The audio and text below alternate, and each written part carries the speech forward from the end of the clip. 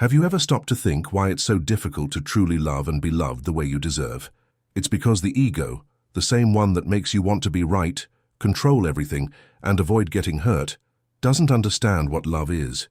The ego wants security, it wants guarantees, it wants to have the other person as a trophy. But love is something else. It's a miracle that happens when you stop trying to understand, prove, or trap someone. And that's precisely why so many people suffer, because they're trying to experience love with their minds, when love can only be felt with their hearts. In this video, you'll discover what the ego does to sabotage your relationships, why it's so afraid of love, and what changes in your life when you finally understand what it means to love without expecting anything in return. I'll show you the truths Alan Watts revealed about love, truths few people have the courage to hear, but which change everything once they enter your mind. If you're tired of giving everything and receiving little, if you feel like no one understands you, or if love always slips through your fingers, stay until the end. You'll understand why loving and being loved is the greatest miracle the ego can't comprehend. And perhaps for the first time you'll see what love truly is. Now you understand why true love begins when the ego is silenced. This content opened your eyes to something no one told you. Love isn't about control, it's about freedom. And when you understand this, everything changes. Your way of relating, your way of valuing yourself, and even your way of seeing yourself. Therefore, those who have come this far are already on a different level of consciousness. This video has given you something real, something transformative. So return this energy, like and subscribe to the channel to continue receiving content that opens your mind and strengthens your heart.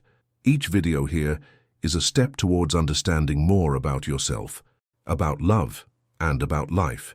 Have you ever noticed how most people think love is synonymous with control? It's almost automatic. We meet someone, get involved, and suddenly love becomes a silent battle over who cares more, who shows it less, who needs the other to feel secure. Ego enters the picture and turns love into a power play, and the worst part is, we don't even realize it. We think we're caring, protecting, securing the relationship, when in reality we're trying to hold on to something that only survives free. It's like holding a bird too tightly. The tighter you hold it, the more it tries to escape. The ego wants to be certain of everything. It needs guarantees. It wants to control what the other person feels, thinks, and does. It wants to have the last word. It wants to prove itself right. It wants to know what the other person is thinking when they remain silent. But love doesn't work that way. Love isn't a spreadsheet where you keep track of who did the most, who called first, who gave in the most. Love is a surrender, and the ego hates this because it thrives on certainty, and love thrives on trust. That's why so many people suffer, because they try to love without giving up control. They want security and intensity at the same time. They want to surrender without taking risks. They want to experience love without exposing themselves. But true love is a risk, and that's where the miracle lies. You know that fear of losing someone, that need to know where they are, what they're doing, who they're talking to. That's not love, it's the ego in panic. Love doesn't need a guard, it needs presence. When the ego takes over, love becomes a prison. And what destroys a relationship most isn't a lack of love, it's excessive control. Because control kills what's natural, suffocates what's light, dulls the shine of what could grow. And in the end, emptiness remains. That same emptiness the ego tries to hide with justifications, with pride, with phrases, like I did everything for this person. But love isn't doing everything. It's allowing the other person to want to stay. Alan Watts talked a lot about this, about how love gets lost when we try to understand it rationally. He said that love is like laughter. You can't force it. You laugh when you feel it, not when you decide to laugh. The same goes for love. You can't make someone love you, nor can you decide to stop loving. It's a natural flow, and the ego goes crazy because of it, because the ego wants to control what it feels and what the other person feels. It wants to transform love into something predictable, manageable, safe. But love doesn't fit into an emotional spreadsheet. It's an event, not a strategy. Think about how many times you've tried to change to please someone, how many times you pretended you didn't care, just to avoid appearing vulnerable, how many times you swallowed your feelings to maintain the peace. All of this is the ego trying to control love. It doesn't want to appear weak. It wants to be admired. It wants to maintain the image of being in control. But true love is born when you let that mask fall, when you allow yourself to be true, even if it means risking losing someone. Because in the end, no one loses what was never free. And it's curious because the ego thinks that by controlling, it's protecting the relationship. But what it does is the opposite. It creates tension, fear, distrust. It turns love into a battlefield. Love needs room to breathe. When there's control, there's no love. There's possession. And possession is driven by fear, not love. The fear of being alone, of not being enough, of being replaced. And the saddest thing is that the ego does this believing it's saving love, when in fact it's slowly killing what's most beautiful about it. The truth is harsh. The ego doesn't know how to love. It only knows how to negotiate. It loves while it's winning, while it's reciprocated, while it feels in control. Real love isn't an exchange, it's a giving. It doesn't demand anything in return. It doesn't calculate effort. It simply is. When you understand this, you realize that control is an illusion. You've never had the other person. You've never had the power to control how someone feels. And that's okay, because love isn't about having, it's about allowing. It's about giving space for the other person to exist, to grow, to be who they are, and still wanting to be together. And this is where many people get stuck. Because giving up control feels dangerous, the ego panics at the mere thought of losing control. It thinks that if you let the other person go, they'll leave. But true love doesn't disappear when it's free. It blossoms. Because those who truly love don't run away from freedom, they build on it. And it's precisely this freedom that the ego doesn't understand. It wants to imprison love. But love isn't born in a cage. It's born in the wind, in trust, in lightness. Let me ask you a question. How many times has love gone wrong in your life because someone wanted to command too much, demand too much, prove too much? Think about it. Comment here. Freedom. So I know this part made sense to you. Because when you understand that love isn't about control, it's about trust, your way of relating changes completely. You start to breathe within relationships, not suffocate them. And it's at this point that the miracle begins to happen. When you stop trying to hold on to love and simply experience it, something changes within you. Fear begins to fade, jealousy fades, insecurity gives way to calm. Love stops being a battle and becomes an experience. And the curious thing is that when the ego finally lets go of its grip, it realizes that love wasn't something it needed to understand. It was something that was always there, waiting to be felt. But the ego doesn't accept this easily. It will fight to regain control. It will try to convince you that loving without control is putting yourself in danger. And it's in this conflict between ego and love that true transformation happens. And that's exactly what we'll talk about in the next point. You know that fear that creeps in every time you start to like someone? That voice that says, what if I give in and end up getting hurt? Or what if they leave when I need them most? Well, it's true. This fear is what destroys love the most. And ironically, it's what tries to protect you the most. The ego believes that feeling fear is a way to defend itself. But what it does is keep you from the most beautiful experience there is, truly loving and being loved. It builds walls to keep you safe. But these same walls prevent anyone from coming in. And the result is that feeling of loneliness, even when you're with someone. The fear of not being loved is the root of most relationship-ending behaviors. It's what makes you close yourself off, distrustful, too quick to get attached, or want constant proof of love. It's fear that turns love into anxiety. That makes you check your phone every 5 minutes to see if the person responded. That makes you interpret every silence as rejection.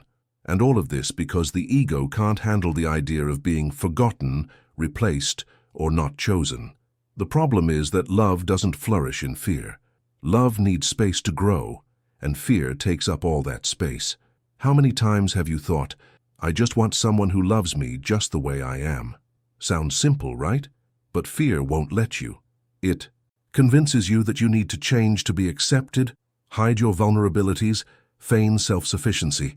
And in the end, you lose yourself trying to be someone the other person can love, when, in fact, true love begins exactly when you stop pretending. Fear makes love feel like a minefield where any step could hurt you. And that's why so many people live lukewarm relationships, full of care, but without commitment. Alan Watts said that love is like water. The more you try to hold on, the more it slips through your fingers. The fear of not being loved is that force.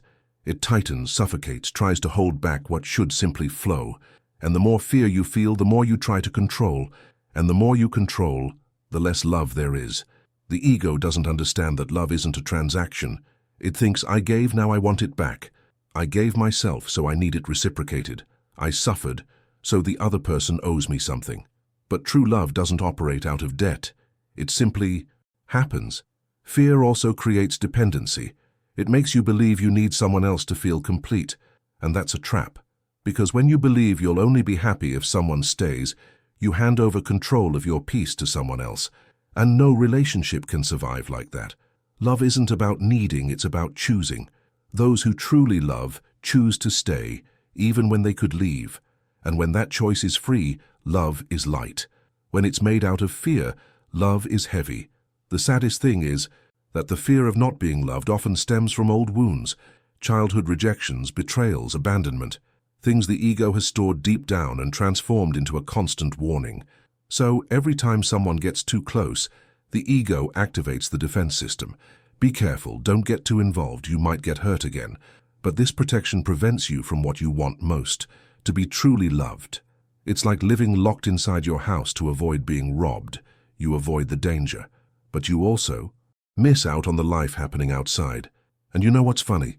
The more you try to avoid pain, the more it appears, because fear attracts exactly what you're trying to avoid. When you act out of fear of rejection, you end up taking actions that push others away. When you're afraid of abandonment, you end up suffocating those around you. Fear creates the very scenario you fear most. Therefore, the greatest act of courage anyone can perform is to love even when afraid. Love isn't the absence of fear. It's the decision to continue even when you're afraid. Love is looking at that fear and saying, I know I might get hurt, but it's still worth it. And that's where the ego loses its power. Because the ego wants guarantees, but love lives on faith. And faith in this case is trusting that you will be loved not because of what you offer, but because of who you are. It's trusting that even if the other person leaves, you remain whole. The ego thinks that being loved is being validated, but being truly loved is being accepted, with flaws, with failures, with bad days. The love the ego seeks is conditioned. I love you as long as you make me feel good. Real love is conscious. I love you because that's how I feel, even when things aren't perfect. And it's this difference that changes everything. Now take a breath and think, how many times have you pushed away someone good just because you were afraid to give yourself? How many times has someone walked away from you because they couldn't handle the weight of your insecurity? Write the word here in the comments, courage, if this touched something inside you. Because it's courage that love needs, not guarantees. And the most interesting thing is that when you begin to overcome this fear, something inside you changes completely. You realize you no longer need to beg for love, prove your worth, or chase after it. You understand that being loved begins when you learn to love without fear. And it's at this point that a new kind of love emerges, one that doesn't come from the ego but from consciousness. And that's exactly what we'll talk about in the next point. Have you ever noticed that most people talk about love as if it was something you have? I have someone. I lost someone. They took the love of my life away from me. This way of speaking already shows how much ego has infiltrated even the idea of love. It transforms love into a possession, an object, something that needs to be earned and kept under control. But true love isn't something you possess, it's something you become. Love isn't a contract, it's a state of consciousness. It doesn't begin when you meet someone. It begins when you connect with what's most true within you. The problem is that the ego doesn't understand this. It wants to transform love into a kind of emotional currency. I give you attention, you give me security. I offer you affection, you give me exclusivity. Everything becomes an exchange, a bargain, a game. But love, when it's real, doesn't need any of that. It's natural, spontaneous. You don't have to decide to love someone. Love simply happens. It's a feeling born of recognition. It's when something inside you sees something in the other person and connects without explanation. The ego tries to explain, measure, label, but love, when it's conscious, has no logical justification. It's like breathing. Alan Watts said that love is an art of letting be. It doesn't arise from effort, but from presence. Love isn't something you seek, it's something you allow, but the ego is always trying to make love happen. It wants to control the intensity, the timing, the outcome, and that's where everything gets complicated. Because love doesn't develop in rigidity, it flourishes in freedom. When you try to force a feeling, it loses its essence. Love isn't about convincing, it's about understanding. It's not about conquering, it's about connecting. Think about it. When you love someone, what do? You want them to be happy, right? But the ego distorts that. It wants them to be happy. Like you, pure love wants the best for the other, even if that good doesn't include you. It seems hard to accept, but this is what differentiates love from possession. When you understand that love means wanting the best for the other, without needing to own that happiness, you begin to experience a kind of freedom that the ego will never comprehend. Love as a state of consciousness completely changes the way you view relationships. You stop looking for someone to fill a void and start to overflow with what you feel. Love is no longer a need, it's an expression. You love because you're full of love, not because you're empty of it. And this kind of love is the only one that truly heals. It doesn't demand, it doesn't judge, it doesn't measure, it doesn't demand. It simply is. But of course, the ego resists. It can't stand the idea of a love that doesn't belong to it. It wants control, it wants guarantees, it wants promises. It says, if you love me, prove it. And love responds, if you feel me, live. The ego wants security, love wants truth. And that's why love is so misunderstood, because it requires detachment. And detachment isn't coldness, it's maturity. It's understanding that love doesn't need to be trapped to be real, that it doesn't disappear when you let go, it just changes form. When love is experienced from a place of consciousness, it ceases to be a fleeting emotion and becomes a way of life. You begin to see love in everything, in people, in nature, in small gestures. You don't love somebody, you love living, and that's where true love between two people is born, when each of them has found that love within themselves. It's the meeting of two whole people, not two halves trying to complete each other. How many times have you heard someone say, love is over? The truth is, love doesn't end. What ends is the interest, the attachment, the illusion. Real love is like an inner flame. It doesn't depend on another person to exist. And the more you live from this state of awareness, the lighter your relationships become. You stop trying to make it work and start letting love flow the way it needs to. Now think, what if the love you seek isn't outside, but inside you all the time? What if the only reason you haven't yet experienced a full love is that you're seeking it as a possession instead of experiencing it as a state? Comment. Here's a conscience, if that made sense to you, because understanding love on this level changes everything. It changes the way you relate, the way you forgive, the way you let go, the way you start over. And it's curious, because when you understand love as a state of consciousness, something inside you awakens. You begin to realize that love is the answer to everything, but the ego doesn't accept that. It still wants logic, it wants proof, it wants control. And it's precisely at this point of conflict between the love that flows and the ego that holds back that one of life's greatest turning points occurs. And that's what you'll understand in the next topic. There's one thing the ego hates, losing control. And love, precisely, demands the opposite. It demands surrender. Surrendering is giving up being right, predicting tomorrow, knowing what will happen. It's accepting that you can get hurt, rejected, forgotten, but still deciding to love. And this, for the ego, is unbearable. It doesn't know how to deal with the uncertain. It needs guarantees, it wants to hear promises. It wants seals of emotional security. It wants the other person to say, I'll never leave you.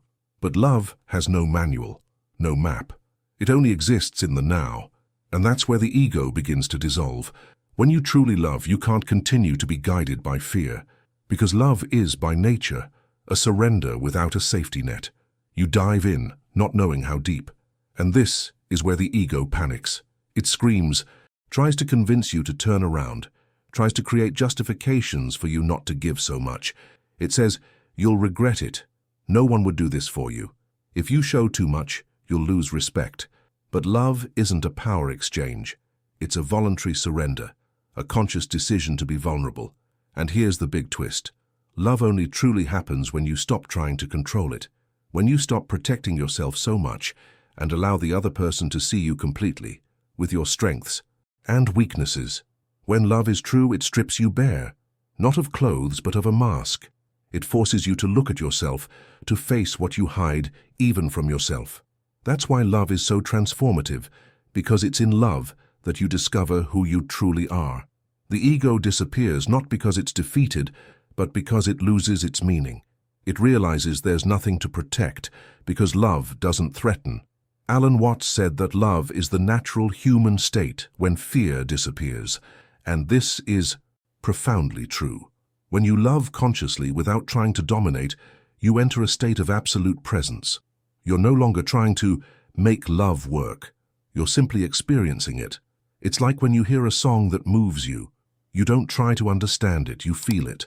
And it's in this feeling that the ego finds no place. The problem is that most people confuse surrender with weakness. They think that giving in is foolish, humiliating, putting yourself second. But it's not like that, at all. Surrendering is an act of courage. It's looking at fear and saying, "I know I might get hurt, but I won't let fear stop me from experiencing something true." Only those who have loved with an open heart understand the power of this. Because when you surrender, love teaches you things no theory, book, or advice could. It shows you in practice that love isn't about winning, it's about sharing. Think about how many times you've lost someone because of pride, how many times you've stopped saying "I love you" for fear of appearing weak, how many times you've pretended to be okay just to maintain control. The ego always thinks vulnerability is a sign of defeat, but it's just the opposite. Love only blossoms when you lay down your weapons. When you understand that being true is far more powerful than feigning strength, surrender isn't loss, it's liberation. And do you know what happens when you truly surrender? You begin to experience a kind of peace that the ego will never understand. It's like a weight lifts off your shoulders, as if love stops being a worry and becomes a natural state. You no longer need to force, convince, or beg. You just and this feeling of lightness, of being whole even when the other does not reciprocate in the same way, is what marks the beginning of a new consciousness. Of course, the ego won't disappear overnight. It will try to come back. It will remind you of the times you were hurt. It will repeat that old speech that you'll never love the same again. But now you begin to realize that the ego only tries to protect you from what it doesn't understand. And love is exactly that, something the ego will never understand. Because love doesn't need logic, it needs truth. Surrender is the moment when love ceases to be an idea and becomes an experience. It's when you understand that love doesn't happen to complete you, but to reveal you. That each person who passes through your life is an opportunity to grow, to heal, to know yourself better. And that's why truly loving is a spiritual act, because it's the point where I and other cease to exist as two and become one feeling. Now tell me, when was the last time you truly surrendered? I'm not talking about trying, but actually to feel without fear. Write the word here in the comments delivery so I know this point touched you, because when you understand the power of surrender, you realize that love is not about having control, it's about having courage. And the most fascinating thing is what comes after this surrender, because when the ego finally falls silent and love begins to speak, something magical happens. You and the other begin to truly see each other, like mirrors, reflecting not only what is beautiful, but also what needs healing. And that's exactly what the next part is about. Have you ever noticed how true love has the power to show you who you really are? When you truly commit to someone, they end up revealing parts of themselves you never knew existed. And it's not because they do it on purpose, it's because love works like a mirror. It reflects not only what you show, but especially what you hide. That's why love sometimes hurts, because it reveals your wounds, your fears, your insecurities. But it's precisely in this reflection that the miracle happens. You begin to see what needs healing within yourself. The ego, of course, hates this. It wants a comfortable, predictable, unchallenging love. It wants someone who admires it, not someone who confronts it. But real love didn't come to make you comfortable, it came to transform you. And transformation hurts. Love is seeing yourself through the other person and realizing how much there is still to learn. When someone irritates you, disappoints you, makes you feel rejected, they're usually just touching an old wound you still carry. And the ego, instead of looking inward, prefers to point the finger. It's their fault. She's the one who changed. No one understands me. But love, when experienced consciously, invites you to do the opposite. Look within and ask, why did this affect me so much? That's when love begins to fulfill its true purpose, to awaken you. Because deep down, love is a process of self-discovery disguised as a relationship. It brings to light the shadows you've avoided seeing, reveals the fears you've tried to hide, exposes the parts of you that still need attention. And that's a gift. Hard, but necessary. Alan Watts said that love isn't a fairy tale. It's the most intense of teachers. And it teaches in a way no book can, by making you feel. Think about how many times someone loved you and even unintentionally made you face things you tried to avoid. It might have been jealousy that revealed insecurity, an argument that showed how much you still want to be in control, or even a separation that forced you to learn to be okay alone. All of this is love acting as a mirror. It doesn't hurt you to punish you, but to show you where it still hurts. And when you understand this, you stop blaming the other person and start being grateful. Because every person who has passed through your life has helped you in some way see yourself better. But the ego is proud. It doesn't want to see its own vulnerability, so it runs away. It changes partners, breaks up, shuts itself down, and then repeats the same pattern in the next relationship, until one day it gets tired. And it's in this tiredness that emotional maturity is born. You realize that the problem was never the other person, it was the way you reacted to what the other person reflected. Love, when experienced consciously, is like a clean mirror. The more you look, the more you understand who you are. Being a mirror for each other is also an act of courage, because for that to happen, it takes two people willing to truly see each other. Not just what's beautiful, but what's difficult, what's fragile, what's still under construction. When love is genuine, there's no room for masks. You don't try to appear perfect, because you know the other person is also learning. And this creates a kind of intimacy that the ego will never understand. It's the connection that arises from transparency, not appearance. You know when someone tells you something harsh but true and it breaks you down. It may be painful at the time, but later you realize you needed to hear it. Love does just that. It reveals what you need to change, not to humiliate you, but to free you. It's as if the universe uses the other person as a mirror to show you the next step in your evolution. And the more you accept this reflection, the lighter love becomes. And the most beautiful thing is that when two people look at each other with truth, without fear, something rare happens. They stop trying to change each other and begin to grow together. It's as if love becomes a healing partnership. The ego wants to be right. Love wants understanding. The ego wants to win the argument. Love wants to resolve. The ego wants to be admired. Love wants to be real. And when love is real, even conflicts become bridges, because every difference is an opportunity to see the world through the other's eyes. Now tell me something. Have you ever experienced a love that transformed you even if it hurt?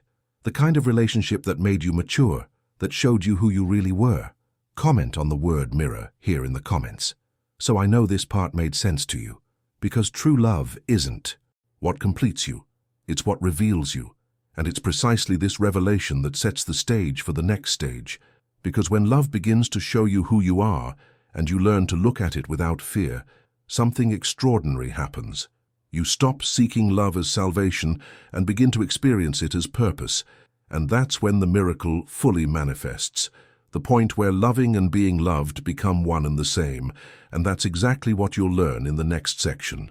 There comes a time when you realize that loving and being loved are not two different things. They are the same movement, the same energy, the same flow. When you understand this, everything changes. Because love stops being a search and becomes an experience. It stops being something you expect to receive and becomes something you emanate. It's as if suddenly love stops being a need and becomes a way of existing. And this is where the ego simply disappears, because it no longer has anything to fight for, nor anything to protect itself from. The ego has always seen love as an exchange. It believes that love is about giving in order to receive, but true love is circular. The more you love, the more love flows through you. It's not about whether the other person deserves it or not. It's about who you become when you love. When love stops being a means of filling the void and becomes an extension of your consciousness, you discover what it means to live in unity. It's as if the self and the other cease to exist separately and only connection remains.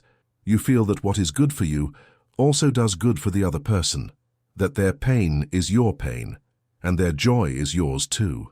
This is the part the ego will never understand, because it thrives on separation.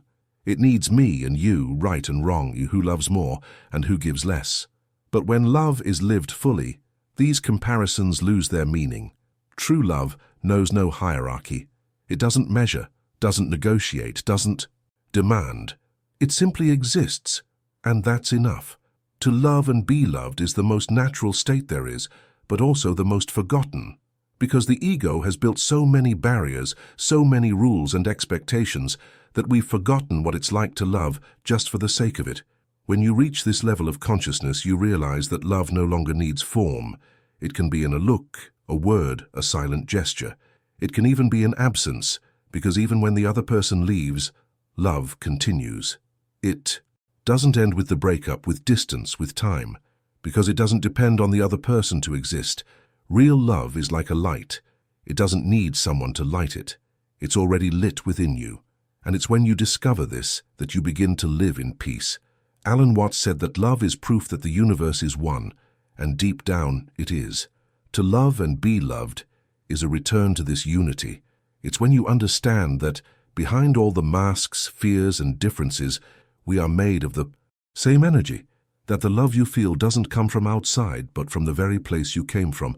It's as if love reminds you of home, that pure, non-judgmental state where everything just and it's curious how, when you reach this point, even the way you relate to others changes.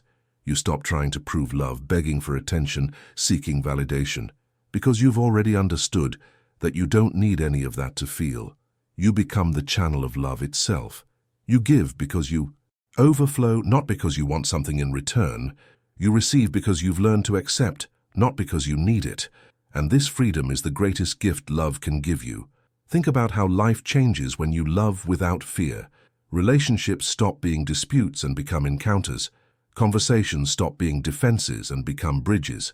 Love stops being a battlefield and becomes a place of healing. When love becomes a state of consciousness, everything falls into place. You no longer need to understand love. You live it. And that's what the ego will never understand. That love isn't meant to be deciphered. It's meant to be felt.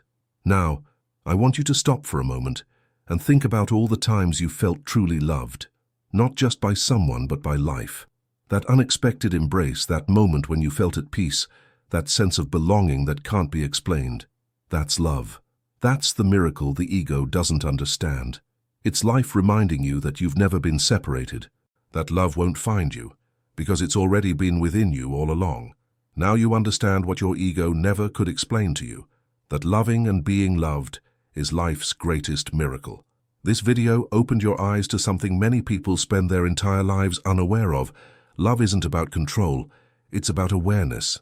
And when you awaken to this, everything changes. Relationships become lighter, your heart becomes calmer, and life begins to flow with more meaning. If this content touched something within you, return that energy. Like and subscribe to the channel to continue receiving messages that transform the way you feel and understand love. Write the word here in the comments, transformation, because that's exactly what happens when love stops being a pursuit and becomes your natural state. And what comes next will move you even more. In the next video, you'll understand something that completes everything I've said here, a revelation that will change the way you see yourself and connect with people. Stay here because the next step is the most powerful of all.